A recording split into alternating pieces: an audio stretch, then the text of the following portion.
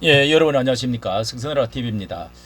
이 탄핵의 시국에서 앞으로 이 탄핵이 인용이 되든 안 되든 자, 뭐 100%다 인용이 된다 안 된다 이렇게 말할 수도 없는 상황에 자, 전국은 소용돌이 쳐서 앞으로 대통령 선호도 또 적합도 자, 이런 인물들이 어떻게 지금 떠오르는지 여기에 대한 관심이 엄청 이제 많이 정대가 되었습니다. 자, 그런 점에서 우리 자유보수 우파에도 이 급조되어지는 것이 아니라 지금부터 준비해야 된다는 의미에서라도 차기 대선 후보 이 선호도 적합도 이런 것에 대한 조사에 관심을 가지고 준비를 해야 되는데요. 중요한 것은 아주 고무적인 것은 김문수 이 우리가 많은 사람들이 기대를 하고 있는데 자 여기에 다시 나타났다 다시 떠올랐다 하는 점에서 중요한 지표가 나온 여론조사가 있습니다. 자 여기에 대해서 세 가지 여론조사가 중앙일보, 경향신보, 동아일보 이렇게 해가지고 뭐 세 군데서 큰 메이저 신문에서 조사를 한 것이기 때문에 관심도가 더 많은 것 같습니다. 한번 이렇게 살립니다. 자, 첫째 중앙일보에서 나온 것인데요.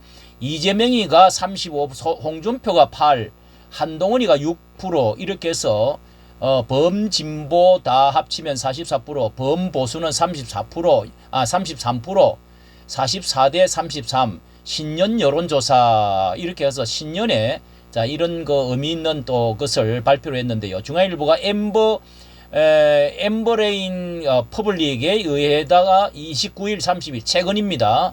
29일 3일 날 조사를 한 것인데요. 자 여기에 이렇게 이제 대차 대조표를 보면은요 차기 대권 후보자 선호도에서 자 이 선호도가 있고 적합도가 있다고 하는 것입니다. 자 선호도에서 엊그제 이제 최근 건데요. 이재명 더불어민주당 대표가 35, 뭐 이거는 워낙 이렇게 이제 많은 것이 이제 오래 전부터 이렇게 발표되어 왔기 때문에 이걸 젖혀놓고라도요 중요한 관심도가 앞으로 보수우파 쪽에서 어떤 인물이 떠오르냐 여기에 관심이 큰 것입니다. 자 홍준표가 8%, 한동훈이가 6%, 김문수가 여기에서요. 김문수 고용노동부 장관이 5%가 지금 떠올랐습니다. 잠잠하게 아무 말도 없이 또 뭐 그런데 큰 관심도 두지 않고 또 예의상 그럴 수도 없고 또 대통령이 지금 이런 어려움을 당하고 있는데 국무위원으로서 나설 수도 없는 그런 입장이기 때문에 이렇게 그런데도 불구하고 5%가 나타났다. 자, 이게 아주 굉장히 자세한 이 조사인데요. 보니까 오세훈이가 이제 5%고 우원식이 이제 4%로 올랐다는 것이 이 우원식 의장이 4%가 이게 특이하게 올라왔다. 이것이 이제 좀 특별하고 김문수 장관이 5%가 올라왔다 하는 점에서 이게 이제 여권에서는 세 번째 이렇게 네 번째로 이렇게 떠올랐는데요. 떠올랐다고 할 수가 있죠. 자, 뭐 다른 것은 두고라도 자 그리고 이 지역별로 뭐 해가 지역별로는 이 대표가 아직까지 선두네요. 경남에서도 선두네요. 참 이게 이거는 뭐 앞으로 어떻게 변할지 이거는 도무지 예상할 수가 없기 때문에 그거는 말할 필요가 없는 것 같습니다. 자 여기에 이제 경향신문입니다. 경향신문에도 1020명에 대해서 여론조사 경향신문이 메타보이스에 의뢰해서 이것도 최근 거 28에서 29일짜리입니다. 29일에 발표한 건데 자 여기에서 대통령감으로 누가 적합하느냐 다 이 적합도입니다. 적합도. 예, 동아일보에서는 여기 이제 중앙일보에서는 선호도고 여기는 적합도가 나왔습니다. 경향신문. 자 여기에서 도표를 보면은 자 이게 여기에 보니까 여기에 이재명이 33%, 예, 이재명이가 중앙일보에서 35%, 여기는 이 경향면에서는 33%입니다. 그리고 동아에서는 39%까지 나와버렸습니다. 자, 33%가 나왔고요. 자, 여기를 보시기 바랍니다. 이제 여건에 있어서 자유우파 쪽에 여기도 김문수가 말이죠. 5%가 나왔습니다. 오세훈이도 5%가 나왔어요. 그 다음에 예, 한동훈이가 7%. 여기 1위로 앞섰다. 예, 경향신문에서는 7%로 1위로 지금 여권에서는 지금 1위로 지금 달리고 있다. 그러나 그 뒤따라서 김문수, 오세훈이가 각각 5%. 예, 이게 앞에 있던 중앙에서도 이렇게 5%가 나왔는데요. 오세훈과 김문수가 지금 이렇게 지금 막상막합니다. 홍준표가 4%. 그렇게 해서 이 세 사람, 네 사람인데요. 네 사람을 잘 주의해 보시고. 그러나 김문수에 대해서는요. 이게 상당히 이제 내공이 있다. 예, 내막이 강하다. 이런 것을 우리가 여러 가지 감지를 할 수 있는 게 있습니다. 그런데 또 다른 제표에 보면은요. 자, 다른 데에 보면은 이제 동아일보입니다. 세 번째 동아일보는 여기 하루 이틀 전인 것은 한데요. 최근 겁니다. 이것도. 자, 여기는 동아일보에서는 이거는 이제 적합도입니다. 여기도 적합도인데 조금 이제 적합도 선호도는 약간 차이가 있다고 하는데요. 자, 이재명이 39. 뭐 이거는 제일 많이 나왔습니다. 동아일보에서는요. 홍준표가 8.9%. 여기는 홍준표가 또 1위를 했습니다. 한동훈이가 경향에서는 1위를 했는데, 자, 오세훈이가 3위를 했고, 여기에는 김문수가 나타나지를 않고 있습니다. 동아일보에서는요. 자, 이 동아일보가 신년을 맞아서 이렇게 어디에다가 이거를 전문기관 리서치엔에다가 의뢰를 한 것인데요. 자, 이렇게 사진이 잘 나와 있습니다. 39.5% 최고로 나왔습니다. 이재명이가 최고로 나왔네요. 최고로 나왔는데 홍준표가 또 여기는 홍준표가 또 의외로 8.9%를 1위를 해버렸습니다. 자, 홍준표, 그 다음에 한동훈, 그 다음에 이렇게 1위를 한 사람들이 이렇게 이제 바뀌고 있는데요. 자, 여기에 홍준표, 오세훈, 그 다음에 한동훈 이런 순으로 여기는 나와 있다 하는 것을 보고 여기 우원식이가 4.8%라고 하는 독특하게 튀어 올랐다 하는 점이 좀 여기 동아일보에서는 조금 새롭다 하는 것이 나와 있습니다. 자, 나와 있습니다. 자, 여기에 이제 보면은요, 특별히 이제 경향에서 보면은 여기 한덕수가 한덕수 전 대행이 이렇게 지금 2%가 차고 올라왔다. 이제 안철수보다도 더 많이 올라왔다는 것이죠. 2%.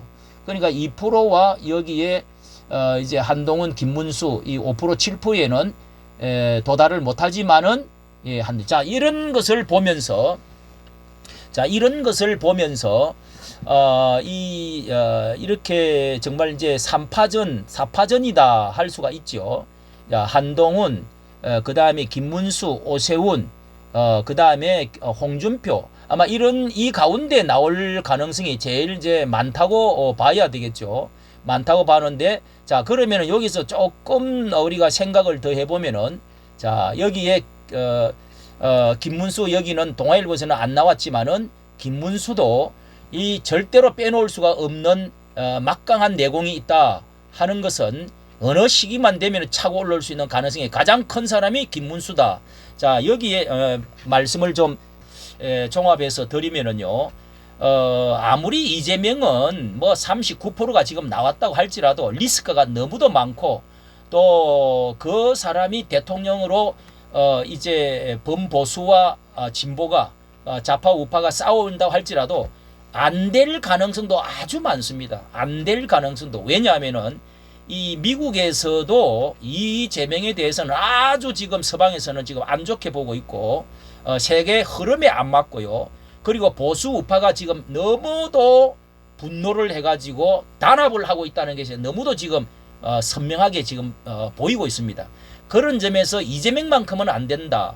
이런 그 뭉침 행상이 있다는 점에서 뭐 이재명은 또 앞으로 또 이제 언제 재판에서 완전히 제외가 되어질지 그것도 모를 위기에 처해 있기 때문에 이 이재명은 빼놓고 이야기를 하고요.